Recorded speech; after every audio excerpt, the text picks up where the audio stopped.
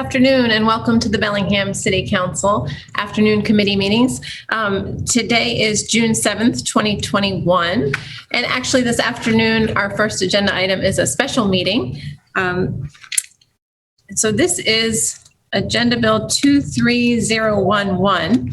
This is a closed record hearing to consider a street vacation for a portion of Queen Street, north of Lakeway Drive, east of Puget Street, and south of the Civic Field open space.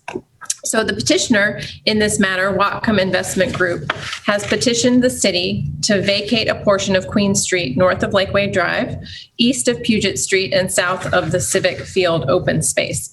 The hearing examiner held a virtual public hearing on August 26, 2020, and recommended approval of the vacation. The hearing examiner's findings of fact, conclusions, and recommendation are Exhibit C to the attached ordinance, and the hearing examiner's record of proceedings is attachment 1, which is also included in this agenda bill. And for this item, I believe we will begin with City Attorney Alan Mariner.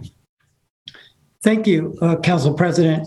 Also with me today is the lead planner on this street vacation proposal, Steve Sundin, and Nicole Oliver, Parks and Recreation Department Director.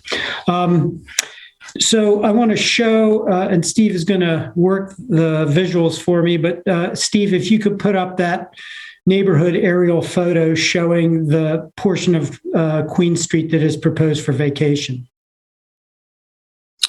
I am restricted from sharing. Let me.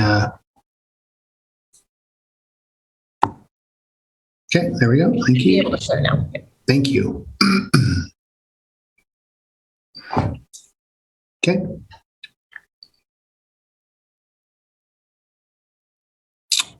There we go.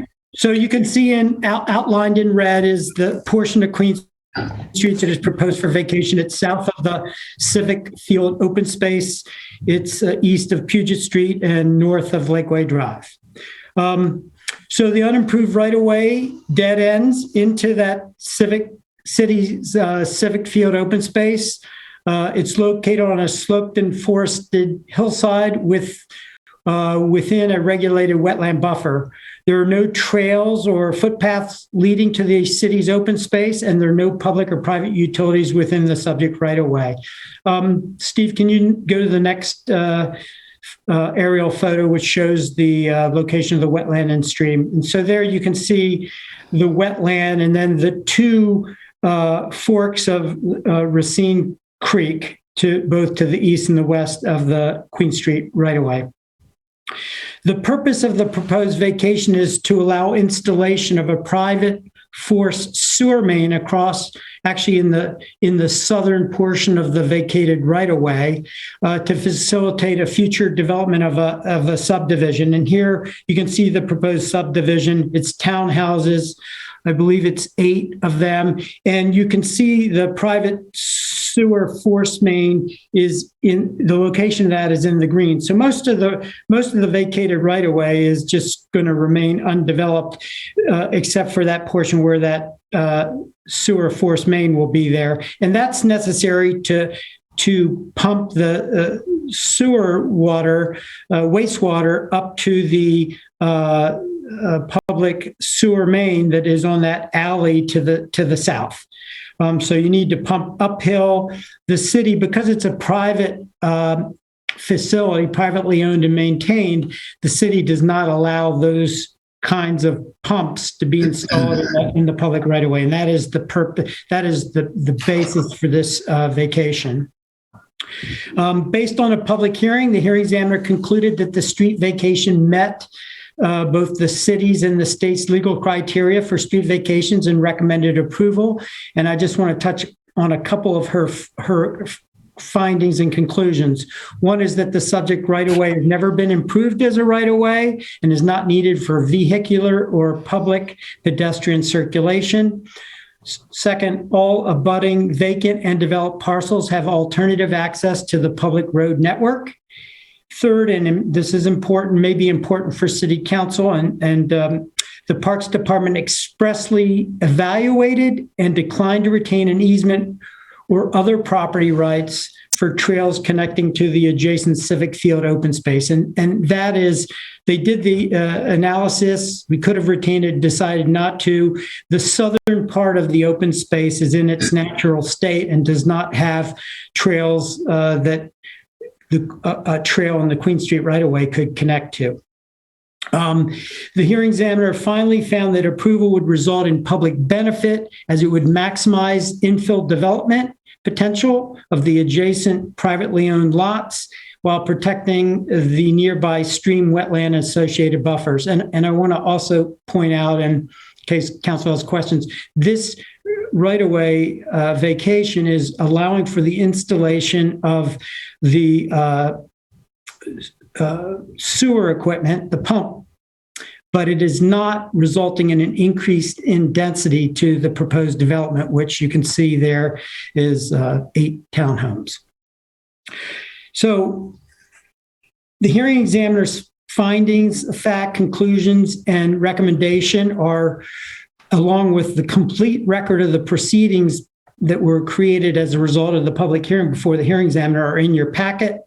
As you know, you should base your decision for the proposed vacation on the hearing examiner's report and the record before the hearing examiner and the city's street vacation policies, which are outlined in the hearing examiner's report.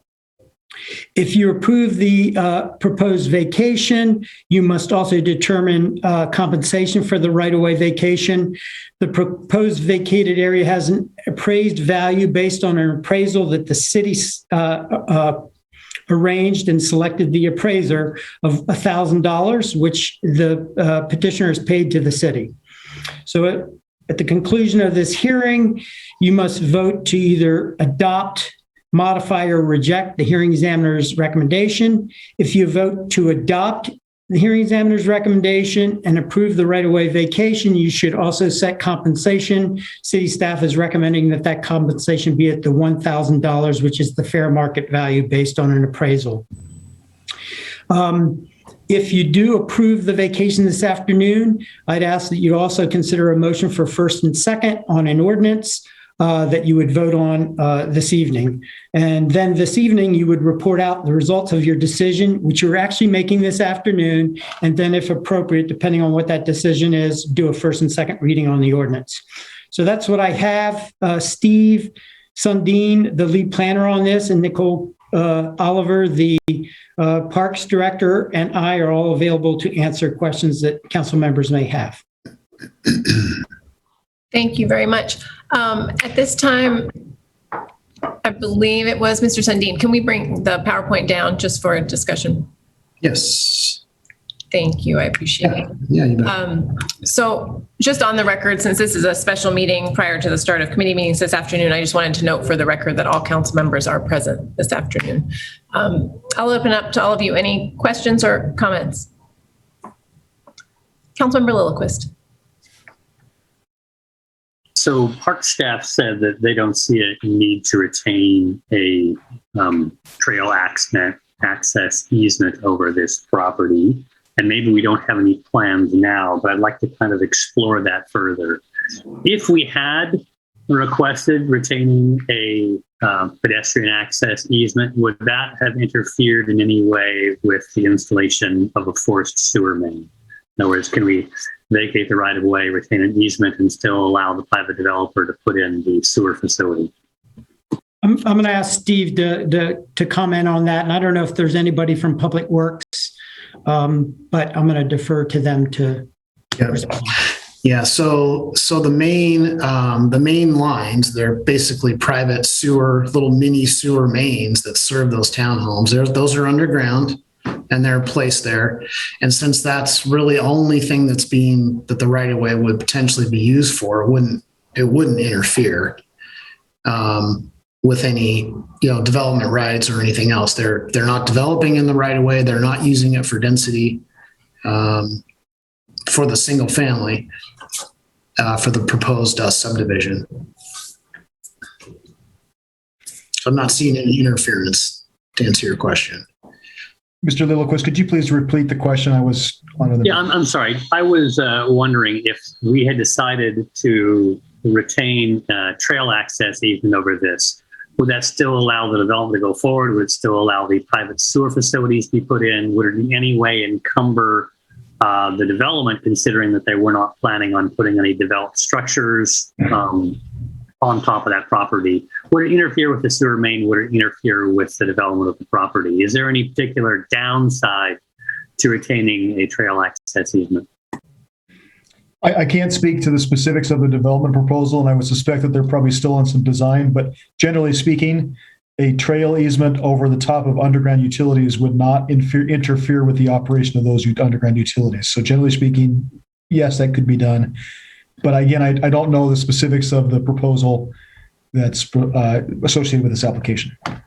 I could just add that one of the reasons that Parks was not interested in retaining an easement is because essentially that right of way kind of dumps out down the bank right into a wetland tucked between a couple forks of Racine Creek. And there's no real footpaths or anything in that proximity of the property. So the idea was, why establish a trail into a fairly natural area that's, fairly well undisturbed, kind of would become a creative nuisance, keep people out of there. It's functioning just fine as it is. The other thing to note is that the petitioner originally came forward with a proposal to swap property. So there was a northeast section of 7,000 feet. That was actually the original proposal that they would give to the Parks Department in exchange for the right of way. But the Parks Department, again, through a thorough analysis, decided that they don't want to expand their holdings in that location. That area is not developable anyways. They weren't interested in taking that on. And so that's why then it just changed to, okay, we just want to vacate. And then the analysis of the footpath and trail occurred. Parks didn't see a need for that either. So both those attempts at adding to or enhancing park space or public access space, didn't win the day or didn't end up in a final proposal. I would just ask that also if Nicole has anything further to add with regards to the parks analysis, that would be really helpful to add at this point. Sure. And I just want you to know that our original analysis happened about a year ago for this project, and we took a close look at it one more time when this was coming forward to council. And like Steve has stated, we were offered a swap, but the area would not be contiguous with what we own right now. And taking on more steep slope wooded area behind residential is something that really just means we're going to have to do more hazard tree abatement, which is something that we're doing a lot of around residential that's coming into these steep slope areas. We are always looking to preserve public access, and even contemplated why wouldn't we, just in case someday. But when we looked at where the creeks come in, this point comes right into where two tree forks meet in a gully. We would never ever put a trail through there. We have trail corridors all around there, and there's no actual trails in the south civic field behind the skate park and the BMX park right now. There's no trails back there at all. It's an area that is used for the civic parking lot to drain into for stormwater, and it's undeveloped, and our intention is to keep it that way. Next, we have Councilmember Anderson, and then Knudsen and Vargas. Thank you. My area of concern is, in a sense, open space and the ability to be assured that trees are not cut out or cut down. And I noticed in the packet, it mentioned that there was one fairly large tree within this right-of-way. And I'm wondering, is that tree in a location where this pump will actually force the takeout of it? And then I do have a couple more questions, but I'll start with that. Yeah, right now the alignment, I don't believe the pump is right there in the right of way. There are lines. I think the pumps are over closer to the home, to the actual units themselves. But yes, the alignment of the two private mains at their present alignment would require removal of the large fir tree. Everything else, but north of the fir tree, there's a little bit of gravel and some use area. And then everything from the top of bank to the north, which is basically call it the northern 2/3 of the property, all the vegetation there would be retained. Councilmember Knudsen, Vargas, and then back to Anderson. Well, there's a lot of discussion, but I was going to go ahead and move approval of the hearing examiner's recommendation. Second. So we have a motion from Councilmember Knudsen and a second by Councilmember Vargas. Councilmember Vargas. I was going to move as well. And I think that there's lots of trails, lots of open space around there. We absolutely need some density and some townhouses to be built in this city. So I want to accept the hearing examiners. And also I'm wondering if the motion needed to include the acceptance of the cost of $1,000. Does the motion need to include that, or does it need to be separate? I think you can include that in the motion. Okay, so I will amend ask to amend Jean's motion to include the $1,000 assessment. Thank you. Councilmember Anderson. Thank you. Again, I am concerned about some of our larger heritage trees being eliminated from the city, as we have spent time trying to do this inventory. Just the carbon locking and environmental aspect of taking out some of our larger trees, I don't support that. Is there any way in looking at where the pipe would have to be situated that it could be done in a different way where this tree would not have to be taken out? And could that be part of this agreement? So looking at the site plan, what I notice is that if the tree were to be retained for some reason, then it looks as though the mains would have to dip down to the north. And that means going down kind of the side of the bank and then back up. Remember, we're kind of right at the top of a ravine here. And so it would require going down the bank, then back up. And so that could result in some additional or maybe even more disturbance than if the tree were to come down. So that's just what I see when I look at the site plan. It looks like that would be complex based upon the slope different, down and then back up again. Councilmember Anderson. Thank you. Could we require, as part of this agreement, to have some mitigation where, since this tree would have to be taken out in order to accommodate the development, that there is some required plantings within this right of way in order to try to help offset the fact that this tree was being taken out? Yeah, I know we can't get a 100-foot tree in there, but if we required an additional 20 evergreens to be planted within that ravine so that maybe our grandchildren will be able to benefit from that. Is that a possibility to make that as part of the requirement? Yeah, so the thing to know there is that there are a couple other land use permits that are necessary to facilitate the proposed subdivision, critical area permitting, and then our clearing ordinance also is specific as to tree replacement requirements and ratios. And so typically in these natural areas, we assess a ratio of 3-to-1 replacement, anywhere from 2 to 3-to-1. And we also specify the minimum amount of minimum height of a tree to be installed. Sometimes people try and install the little saplings that are a foot tall. We're a little more specific where we say 4 to 6, 7 feet tall at time of installation. So we get some growth back. So we already have code that addresses that replacement mitigation tree loss. So I went into this area a little bit from the backside, and it's definitely not something that's going to be able to be developed because of the way the ravine is. I'm hesitant because I hate giving up areas that the city has oversight on, given that, one, I hate to see this tree go. I struggle with this, to be honest. I know that it's not increasing the density ability for the development,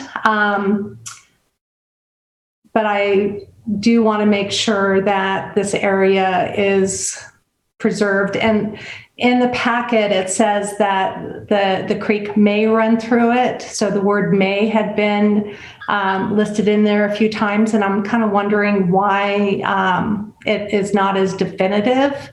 Is it just because it is a dry drainage most of the year that the word may was utilized throughout this packet when speaking of drainage or of the creek?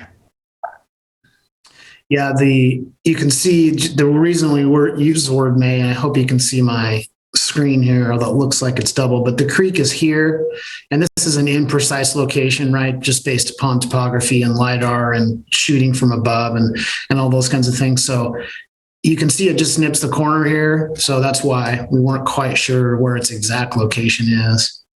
If I'm looking at this map right here, it's still unclear because the creek actually runs through this portion of wetland A up here in the top left-hand corner. I can't get there we go. The creek runs through this wetland somewhere, and you can see the wetland does extend onto the Queen Street right away with this little hatching that's up there in the corner. So it's May because we didn't have it surveyed in. And last thing, pretty much when they go to do their permit to put in the pipe work for this pump, and because that tree would have to come out, pretty much we're guaranteed that they're going to have to do replacement in that area based on the other obligations of those permits. Correct. Okay. Is there any way to get more than 3 trees? Well, 3-to-1 is the typical ratio for replacement. And that's kind of left up to the staff working on the project. So I can't sit here and guarantee that right now, but I certainly understand the importance of the tree. It's big, it's a fir, it's right on the edge of a forested area. In zoned areas of the city, especially multi and single family, we expect some tree loss. So, I get your point. Sometimes it's kind of a hard pill to swallow, but I just would want to instill confidence in you that we will apply those ratios for this particular development project. Thank you, Mr. Sundin. Any further discussion from council? We have a motion before us from Councilmember Knudsen. It was seconded by Councilmember Vargas. The motion was to adopt the hearing examiner's recommendation along with the required compensation of $1,000. If there's no further discussion, I'll call the question. All in favor will say aye. Aye. Aye. Any opposed? And no abstentions. So that passes 7-0. And then I believe we are waiting on a second motion for first and second. I'll move that. Second. So a motion's been made by Councilmember Knudsen and a second by Councilmember Hamel to call for first and second. Any discussion? Seeing none, all in favor will say aye. Aye. Any opposed or abstentions? Seeing none, that passes 7-0. City Attorney Mariner, do we need anything else with respect to this closed record hearing? No, thank you very much. Okay. Thank you, everyone.